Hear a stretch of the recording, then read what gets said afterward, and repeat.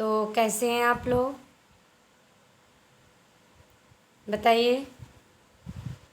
बहुत बढ़िया। अच्छा, तो आज की क्लास में हम लोग जानने वाले हैं परगीत और समाज के बारे में। सबसे पहले जानते हैं हम कि प्रगीत और समाज। पिछली क्लास में जो बताए हैं कि प्रगीत और समाज को किसने लिखा है, नामवर सिंह ने लिखा है। नामवर सिंह के जीवन परिचय के बारे में बता दिए थे।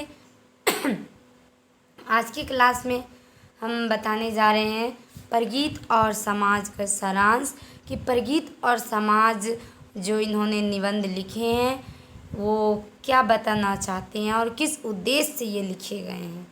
परगीत का मतलब क्या होता है, सबसे पहले समझिए।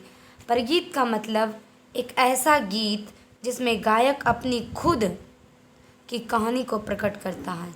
क्या करता है गायक? अपनी खुद की कहानी को प्रकट करता है, यानी कि शो करता है, उसको दिखाता है। परगीत तत्व जो है यह सामाजिक घटना से लिया गया सामाजिक प्रगति परगीत की पुकार से यह परगीत और समाज का रचित किया गया है।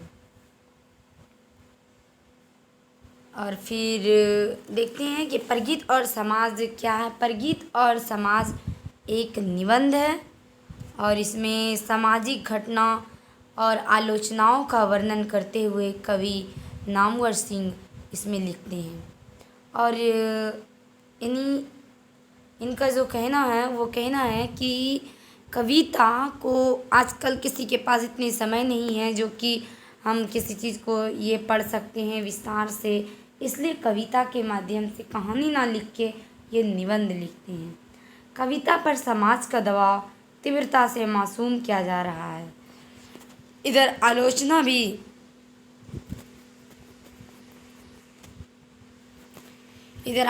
भी ज़्यादातर कविताओं की सामाजिक सार्थकता ढूंढने में ही व्यस्त है। कविताओं की जो सामाजिक सार्थकता है कि क्या सार्थक है क्या निरर्थक, उसी को ढूंढने में व्यस्त है। ऐसे वातावरण में गलत समझे जाने का खतरा उठाकर भी मैं विशेष रूप से उन कविताओं की ओर ध्यान आकृष्ट करना चाहता हूँ जो सीधे सीधे सामाजिक न होके अपनी व्यक्तिकता और आत्मपरकता के कारण लिरिक अथवा परगीत काव्य की कोटि में आती हैं। वो कहते हैं सामाजिक न होकर व्यक्तिकता, मतलब जिसको कि बोलते हैं व्यक्तित्व, और आत्मपरकता यानी आत्मा की परख लिरिक अथवा परगीत काव्य की कोटि में आती है। आज चर्चा के लिए इन परगीत धर्मी कविताओं को चुनने का एक कारण यह भी है कि जितने भी समाजशास्त्री ने सामाजिक घटनाओं का विश्लेषण किया है, सामाजिक व्याख्या के लिए सबसे कठिन चुनौती भी इन्हीं की ओर से मिलती है। कविता में जहाँ तक सामाजिक यथार्थ और व्यापक जीवन के चित्रण का प्रश्न है, समानतः दृष्टि प्रबंध काव्यों और लंबी कविताओं की ओर जाती है। लेकिन ये कहते हैं लंबी कविताएं ना होके उसको छोटी में लिख करके और वही बातों को छोटी कविता में लिख के मानवों तक पहुंचाया जा सके, वैसा कविता रचित हो। परगीत धर्मी कविता ना हो तो सामाजिक यथार्थ की अभिव्यक्ति के लिए पर्याप्त समझी जाती है, ना उनसे उसकी अपेक्षा की जाती है। उनसे उनकी अपेक्षा नहीं की जाती है, बल्कि क्या की जाती है, पर्याप्त समझी जाती है। तो एक ये है कि इसमें नामवर सिंह जो कहते हैं कि आधुनिक काल में इसका विश्लेषण करते हुए, आलोचना करते हुए जातीय इतिहास की परगीता को इतिहास कहा जाता है। जातीय इतिहास का क्या तात्पर्य हुआ,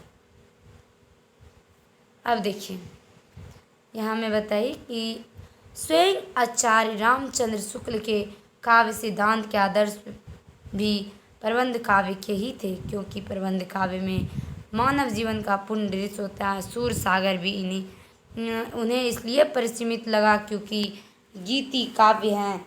आधुनिक काव्य से उन्हें शिकायत भी इसलिए थी कि कला की पुकार के कारण यूरोप में परगीत मुक्तकों का ही चलन अधिक है। देख कर यहाँ भी उसी का जमाना, या बताकर कहा जाने लगा है कि वैसी लंबी कविता को पढ़ने की किसी की फुर्सत नहीं है कि जो इसको कविता को पढ़े। कहाँ जिनमें उस इतिवृत्ति भी मिला रहता है, विशुद्ध काव्य की सामग्री जुटा रख।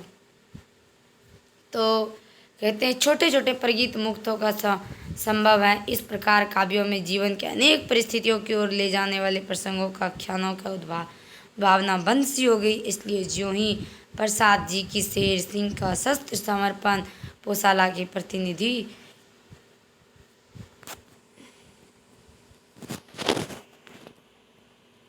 तो इस कविता में, ये जो कविता है मैं सिर्फ आप लोगों के बुक से दिखाकर ये समझा रही हूँ। तो आप लोगों की बुक में ही ऐसी कविताएं हैं, उन्हीं की पंक्ति में उठा के ली हूँ। लेकिन इसका मेन थीम क्या है कि इस कविता के पढ़ने के पीछे क्या उद्देश्य है। इसमें कवि सबसे पहले तो ये बताना चाहेंगे कि कवि जो है इसमें नामवर लेखक रचना करें लेखक नामवर सिंह परगीत और समाज यानी सामाजिक कारणों का पड़ताल करते हैं, आलोचना करते हैं इसमें। और जातीय काव्य संवेदना का भी आधुनिक विकास के लिए कि किस तरह के लोगों में क्या क्या कमी है, क्या क्या चीज़ होना चाहिए, उसका ही अभिव्यक्त ये इस निबंध में करते हैं। और इसमें यहाँ जातीय इतिहास का तात्पर्य ये होता है, इसका मतलब ये है कि हिंदी भूमि के जनमानस का संबंध में यह कविता का क्या क्या विकास किया, उसी का इतिहास को हम पढ़ रहे हैं। विद्यापति जैसे इस आधार पर हिंदी का पहला कवि माना गया था। विद्यापति को पहला कवि माना गया था हिंदी के आधार पर। गीतों से ही अपनी रचना यात्रा आरंभ की थी इन्होंने। गीत से ही उनकी परंपरा का निवास संतों भक्तों परगीतात्मक ने किए, जो कि तुलसीदास के विनय पत्रिका के अलावा भी बहुत ये इसका लक्षित वर्णन किया है। कबीर सूर मीरा नौनक रैदास कबीरदास तुलसीदास नानक जी रैदास, इन सबों ने लोक भाषा की प्रकृति को गीतात्मक से प्राण ग्रहण करते हुए अपनी परगीतात्मक को काव्य रचे। इन संगीतों की चरम तो आज व्यक्तिकता की ही परम सामाजिकता के रूप में प्रतिफलित हुई और भक्ति काव्य एक आंदोलन के रूप में जनमानस के लिए प्रेरणा का स्रोत बना। तो इसमें ये कहते हैं विडंबना करते हुए कि आज के युग में लोग किस तरह से जी रहे हैं, लोगों को क्या क्या चीज़ों की ज़रूरत है। लोगों के पास टाइम कम है, समय कम है, इसलिए लोगों को ऐसी कविता सिखाया जाए, ऐसा लिखिए जो कि जल्दी पढ़े और वही बात पढ़े जो बात आप लिखना चाह रहे हैं। बड़ा ना लिखिए, उसको छोटा में लिखिए, कविता में लिखिए, निबंध में लिखिए।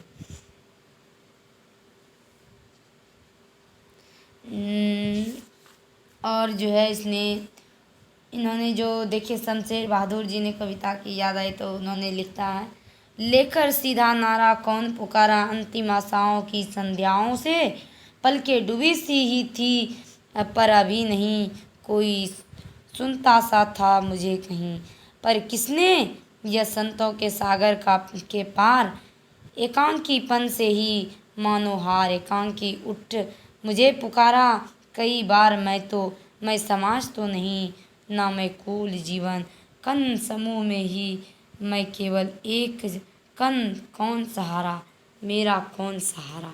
यानी इसमें मेरा कौन सहारा पे लिखते हैं कौन, शमशेर जी, यानी शमशेर सिंह बहादुर वो लिखते हैं। तो इन्हीं सारी चीज़ों का वर्णन करते हुए ये कहते हैं, यदि वातावरण में आपको परिवर्तन करना है तो इसके लिए आपको एकजुट करना होगा और अपने मन में ये चीज़ ठानना होगा कि हम किस तरह से इस वातावरण को बदल सकते हैं, चेंज कर सकते हैं, परिवर्तन कर सकते हैं। यदि आप इसको बदलना चाहें तो कोशिश करने पर आप बदल सकते हैं।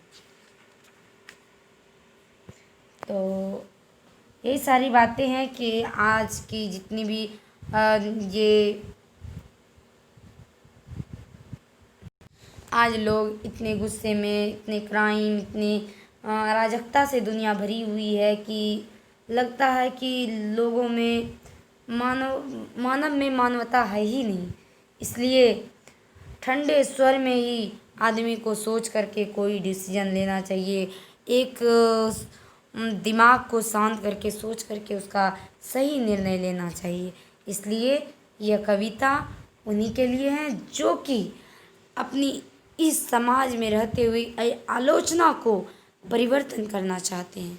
समाज इस परगीत और समाज में यही कह रहे हैं कवि नामवर सिंह।